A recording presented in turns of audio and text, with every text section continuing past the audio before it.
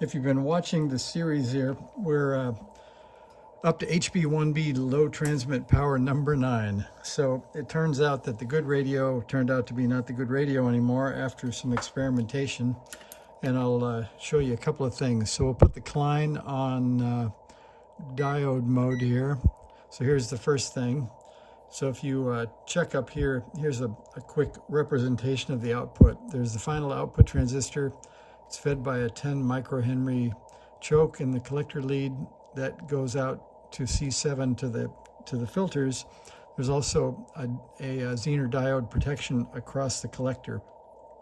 So if you remember from session 8, as soon as you connect up the power of this inductor, and here are two of the examples, well, they turn into smoke when that happens. So looking at the likely culprit, here's my Zener diode. So you can see in diode mode, the voltage across the junction isn't 0.6 either direction, it's 0. And if we go into ohms instead of diode mode, I think that should tell us the story. So we check the resistance and we get, if I squeeze on the probes, we get about 0.8 ohms. And if I put the probes together, we get about 0.1 or 0. So it's about a 0.8 ohm resistor. That would be enough to blow inductors. And here is the measurement of one of the inductors. You can see it's completely open. Here's the other one, completely open. So I think we've solved the problem. I'll just take the Zener out for now. We will run without protection for the first round. I'll go ahead and put the transistor back in so you can see where we're at on this. I'll zoom in. So I've been scraping junk off. There was a bunch of loose little solder bits around on this board from some other rework apparently that was done. So sorry about that.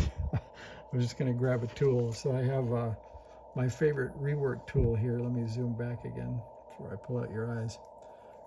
I have my favorite metal sharp tool. I've been looking at both that board, and if you remember, this all started because we had low output on this one.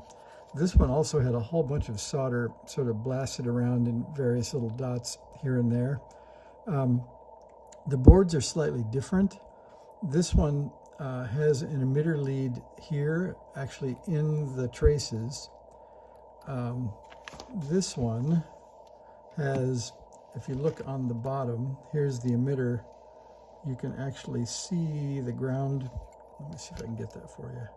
There, you can actually see the ground traces right there. That's the emitter. So this one, the emitter was grounded, but they didn't use that pad. They actually lifted the emitter lead and they brought it over to this resistor, which is a 0.39 ohm. So that's the way the, apparently the, I don't know if this is later model or earlier. This is 2011 BD4RC, and this is HB-1B8A. This just says HB-1B8, so I'm not sure. That's a 2011. Let's see if there's any other marking on this. Oh, there we are. So right down here it says 2012. So this is the newer one. So apparently they built the emitter resistor into the board on the newer boards. And on this one, they realized they needed it. So they unhooked the lead and just brought it out to a resistor to ground. So that worked. All right, so anyway, we'll take out the Zener. I'll put the transistors back in. We'll get it back in the case. And hopefully we can do some RF measurements on the next round. Thanks for watching.